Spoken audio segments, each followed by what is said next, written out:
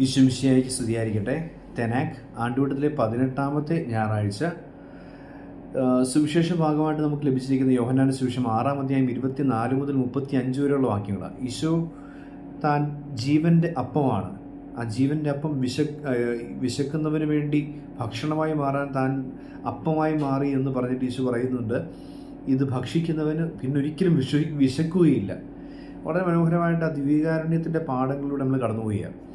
നമ്മൾ ഈ ഞായറാഴ്ചത്തെ പ്രത്യേകത എന്തെന്ന് ചോദിച്ചു കഴിഞ്ഞാൽ, KCBC വയനാട്ടിലെ ദുരിതമനുഭവിക്കുന്ന ഉരുൾപൊട്ടലിൽ പെട്ടുപോയ മനുഷ്യർക്ക് വേണ്ടി പ്രാർത്ഥിക്കാനായിട്ട്, അതിൽ ഉറ്റവർ നഷ്ടപ്പെട്ടവരുണ്ട്, വീടും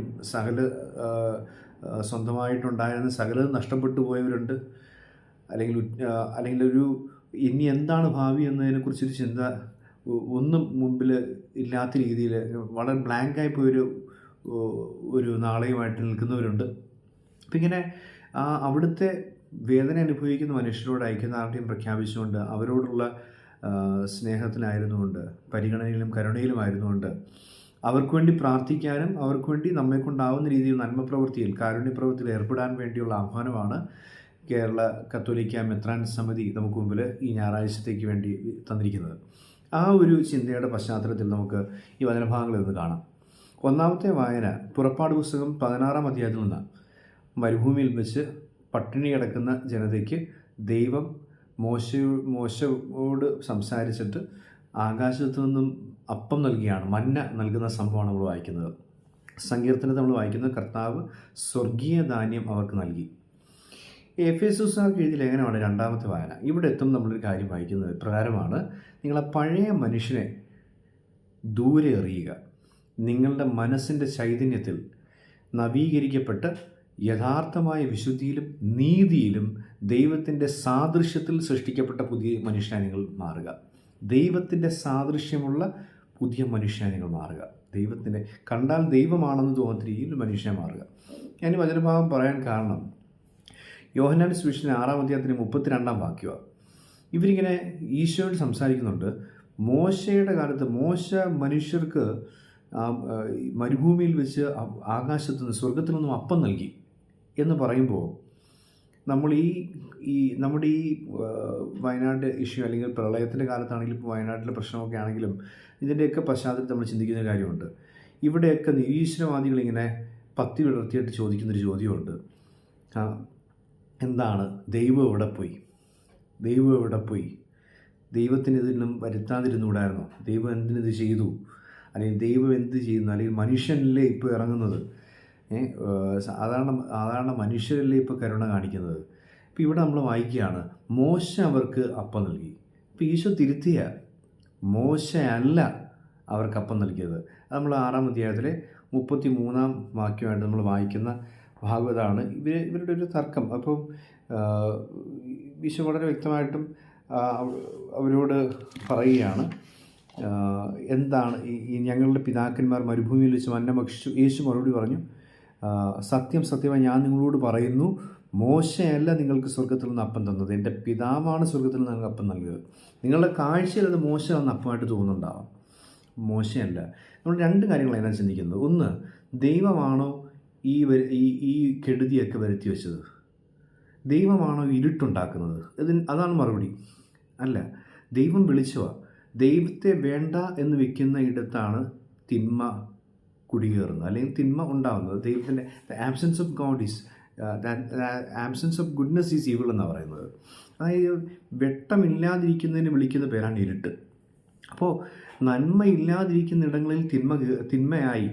തിന്മ എന്ന് പറയുന്നൊരു റിയാലിറ്റിയാണ്. തിന്മയായി. അത് നന്മ എടുത്തു മാറ്റി പോയത് തിന്മയായി എന്ന് പറഞ്ഞ പോലെ ഒരു ഗാഡ്ഗിൽ റിപ്പോർട്ടും മറ്റു കാര്യങ്ങളുമൊക്കെ, അല്ലെങ്കിൽ പരിസ്ഥിതി പഠനവും ഒക്കെ നമുക്ക് മുമ്പിലുണ്ടായിരുന്നു. പരിസ്ഥിതി ലോല പ്രദേശം എന്ന രീതിയിൽ പരിഗണിക്കപ്പെടേണ്ട രീതിയിൽ ശ്രദ്ധിക്കപ്പെടേണ്ട, സംരക്ഷിക്കപ്പെടേണ്ട കാര്യങ്ങളൊക്കെ ഉണ്ടായിരുന്നു.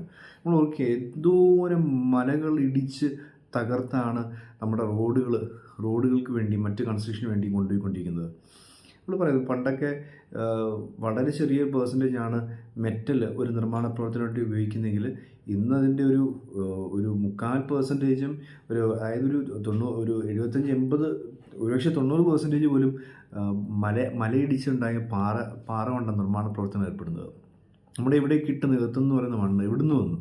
അപ്പോൾ ഇതിങ്ങനെ ഒരിടത്ത് പരിസ്ഥിതി ദൈവം സൂക്ഷിച്ച് വെച്ചിരുന്ന ഒരിടത്തെ അതേപടി ഇല്ലാതാക്കി, അല്ലെങ്കിൽ അതിനെ ചൂഷണം ചെയ്ത് അവിടുത്തെ മരങ്ങൾ വെട്ടിമുറിച്ച് അങ്ങനെയൊക്കെ ചൂഷണം ചെയ്തതിൻ്റെ ഭാഗമായിട്ടാണ് വേറൊരിടത്ത് നന്മ ഉണ്ടാക്കാൻ നമ്മൾ ശ്രമിച്ചുകൊണ്ടിരിക്കുന്നത്. അപ്പോൾ അവിടെ തിന്മയായി. നമ്മൾ ഓർക്കേണ്ടത് അവിടുത്തെ നന്മയാണ് നമ്മൾ ഇടിച്ച് ചേർത്ത് കളഞ്ഞത്, അവിടെ തിന്മയായി. യഥാർത്ഥത്തിൽ ഇതൊക്കെ മാൻ മെയ്ഡ് ഡിസാസ്റ്റേഴ്സ് എന്നാണ് ഇതിനെയൊക്കെ വിളിക്കുന്നത്. നമ്മുടെ പ്രളയമാണെങ്കിലും ഇതാണെങ്കിലും നമ്മൾ ഈ മഴയ്ക്ക് മുമ്പ് അനുഭവിച്ച കടുത്ത ചൂടാണെങ്കിലും ഇതെല്ലാം മാൻ മെയ്ഡ് ഡിസാസ്റ്റേഴ്സാണ്, മനുഷ്യനിർമ്മിതമായ ദുരന്തങ്ങൾ. ഇതാണ് നമുക്ക് മനസ്സിലാക്കാൻ സാധിക്കുക. ഇതൊന്നും ദൈവം ഉണ്ടാക്കി വെച്ചതല്ല. നമ്മളതിന് ദൈവത്തെ കുറ്റം പറയേണ്ട ഒരു ആവശ്യവുമില്ല. ഒരു നിരീശ്വരവാദിയും ദൈവത്തെ കുറ്റം പറയേണ്ട ആവശ്യമില്ല. ഇത് മനുഷ്യൻ തന്നെ ഉണ്ടാക്കി വെച്ച തിന്മകളാണ്. നമ്മൾ അനുഭവിച്ച കടുത്ത ചൂട്, നമ്മൾ പറയുന്നത് ഈ റോഡ് നിർമ്മാണവുമായിട്ട് ബന്ധപ്പെട്ട് വെട്ടിമുറിച്ച് കളഞ്ഞ ആയിരക്കണക്കിന് വൻ മരങ്ങളുണ്ട്, വലിയ വൃക്ഷങ്ങൾ.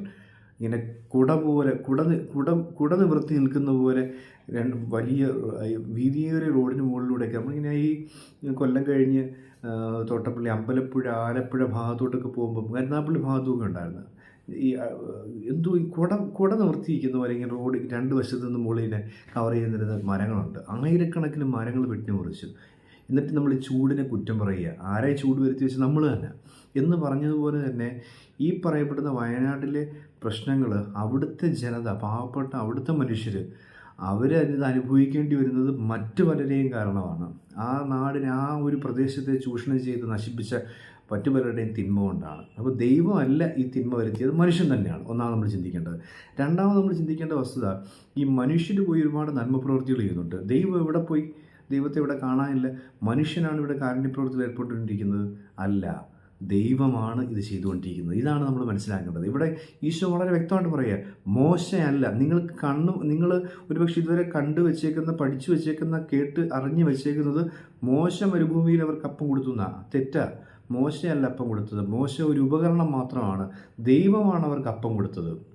അപ്പോൾ ഇന്നിവിടെ വയനാട്ടിലേക്ക് കയറി ചെല്ലുന്ന ഏത് മതസ്ഥനുമായിക്കോട്ടെ, ഒരുപക്ഷെ നിരീശ്വരവാദി ആയിക്കോട്ടെ, അവിടെ ചെന്ന് അവർക്ക് വേണ്ടി ഇടപെട്ട് അവരെ സഹായിക്കുന്ന, അല്ലെങ്കിൽ അങ്ങോട്ട് പോകുന്ന മനുഷ്യരുടെ കയ്യിൽ അവർക്ക് ആവശ്യമായിട്ടുള്ള ഒരു കുപ്പി വെള്ളം കൊടുത്തു വിട്ടിട്ടുണ്ടെങ്കിൽ ആ കൊടുത്തു വിടുന്ന ആൾ ദൈവമാണ്. അങ്ങനെയാണ് നമ്മൾ മനസ്സിലാക്കേണ്ടത്. നമ്മൾ പ്രളയകാലത്ത് കണ്ട ഒരു മനോഹരമായൊരു കാഴ്ചയുണ്ട്. ഒരിക്കലും നമ്മൾ എൻ്റെ പോലെ നിങ്ങൾ മറക്കാൻ സാധ്യതയില്ലാത്തൊരു കാഴ്ച. ഈ ദിവസങ്ങളിൽ അത് ചർച്ചയായിട്ടുണ്ടായിരുന്നു. കൊച്ചിയിലെ ഒരു തുണിക്കട ഉടമയായ നൗഷാദ് എന്ന് പറയപ്പെടുന്ന മനുഷ്യനെക്കുറിച്ച്. ഈ മനുഷ്യൻ ചെയ്തൊരു പരിപാടി, അദ്ദേഹത്തിൻ്റെ ആ തുണിക്കടയിലെ വസ്ത്രങ്ങൾ മുഴുവൻ ഇങ്ങനെ വാരി വലിച്ചിട്ട് കൊടുത്തിട്ട് കൊണ്ടുപോകും. മനുഷ്യർക്ക് പാവപ്പെട്ടവനുകൊണ്ട് എന്ന് പറഞ്ഞ് കൊടുക്കുന്ന ഈ പ്രളയബാധിതർ കൊണ്ട് കൊടുക്കുമെന്ന് പറഞ്ഞ് ഇങ്ങനെ ഒരു കണക്കൊക്കെ പറയുന്നൊരു 10 ചാക്കെന്നൊക്കെയാണ്. പക്ഷെ 10 ചാക്കൊന്നും അല്ല.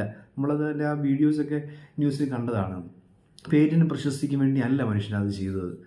ഒരുപക്ഷെ ഒരു മതത്തിൻ്റെ ആ പേര് കേൾക്കുമ്പോൾ ഏതെങ്കിലും ഒരു മതമൊന്നും, പക്ഷെ അത് മതത്തിന് വേണ്ടിയും അല്ല അദ്ദേഹം ചെയ്തത്. അദ്ദേഹം ഒരു നല്ല മനുഷ്യനായതുകൊണ്ട് ആണ് നമ്മളിവിടെ വായിക്കുന്നത്. രണ്ടാമത്തെ വായനയിൽ വായിക്കുന്നത്, നിങ്ങളുടെ മനസ്സിൻ്റെ ചൈതന്യത്താൽ നവീകരിക്കപ്പെട്ട യഥാർത്ഥ വിശുദ്ധിയിലും നീതിയിലും ദൈവത്തിൻ്റെ സാദൃശ്യത്തിൽ സൃഷ്ടിക്കപ്പെട്ട പുതിയ മനുഷ്യനായി മാറും. അപ്പം നിങ്ങൾക്ക് ഇത് ചെയ്യാൻ പറ്റും. ദൈവം അപ്പം കൊടുക്കുന്നവർ നിങ്ങൾ അപ്പം കൊടുക്കും, അല്ലെങ്കിൽ നിങ്ങൾ അപ്പം കൊടുക്കുമ്പോൾ നിങ്ങളിൽ ദൈവത്തെ കാണും എന്നാണ് ഈ വചനഭാവം ഓർപ്പിക്കുന്നത്. ഈശോ പറയുക, മോശയല്ല. നിങ്ങൾ കാണുന്നത് മോശമായിരിക്കും, പക്ഷെ മോശമല്ല, ദൈവമാണ് കൊടുത്തുകൊണ്ടിരിക്കുന്നത്. അവിടെ പോകുന്ന എല്ലാ മനുഷ്യരിലൂടെയും പ്രവർത്തിച്ചുകൊണ്ടിരിക്കുന്നത് ദൈവം തന്നെയാണ്. അത് നിരീശ്വരവാദികൾക്ക് ഏറ്റവും വ്യക്തമായൊരു മറുപടിയാണ് നമ്മൾ ഈ ഭാഗത്ത് കണ്ടത്. അപ്പം നമുക്കും ദൈവത്തിൻ്റെ മുഖമുള്ളവരായി മാറാൻ സാധിക്കും, ദൈവത്തിൻ്റെ സാദൃശ്യത്തിലുള്ള മനുഷ്യരായി മാറാനായിട്ട് സാധിക്കും. ഈ നൗഷാദിനെ പോലെ ഞാൻ ചിന്തിച്ചത്, നൂറ്റാണ്ടിന് മുമ്പ് ഒരു 13-ാം നൂറ്റാണ്ടിൽ ജീവിച്ചിരുന്ന പീറ്റർ ബെർണാഡ് എന്ന് പറയപ്പെടുന്ന വലിയ തുണിക്കടക്കാരനുണ്ടായിരുന്നു. ഈ തുണിക്കടക്കാരൻ്റെ ഒരു മകൻ ഒരു ഭ്രാന്തമായൊരു പ്രവൃത്തിയിൽ ഏർപ്പെടുകയാണ്. ആ തുണിക്കടയിൽ നിന്നും വസ്ത്രങ്ങൾ മുഴുവൻ വാരി വലിച്ചിട്ട് പാവങ്ങൾക്ക് എറിഞ്ഞു കൊടുക്കുക. അവർക്ക് പാവപ്പെട്ടവരെ കണ്ടപ്പോൾ അവരുടെ സ്നേഹത്തെ പ്രതി. അസീസിയിലെ ഫ്രാൻസിസ് പുനർജനിച്ചതാണോ നൗഷാദ് എന്ന് പോലും നമ്മൾ ചിന്തിച്ചു പോകും. ആ വാർത്ത വായിച്ചപ്പോൾ ഞാൻ പെട്ടെന്ന് ചിന്തിച്ച ഫ്രാൻസിസ് അസീസിയെക്കുറിച്ചാണ്. എന്ന് പറഞ്ഞ പോലെ ഫ്രാൻസിസ് അസീസിയെയും ക്രിസ്തുവിനെയും ഒക്കെ ഓർപ്പിക്കും വണ്ണം ഇടപെട്ടുകൊണ്ടിരിക്കുന്ന ആയിരക്കണക്കിന് മനുഷ്യരിലാണ് കേരളത്തിൻ്റെ ജനത വിശ്വാസം അർപ്പിച്ചിരിക്കുന്നത്. ഒരു പ്രളയമോ ഉരുൾപൊട്ടലോ ഭൂമിയിലേക്കോ സുനാമിയോ ഒക്കെ എന്ത് വന്നെന്ന് പറഞ്ഞാലും ശരി, ഇവിടെ ഒന്നിച്ച് നിൽക്കുന്നൊരു ജനതയുണ്ട്. മതത്തിനപ്പുറം രാഷ്ട്രീയത്തിനപ്പുറം ഒന്നിച്ച് നിൽക്കുന്നൊരു ജനതയുണ്ട്.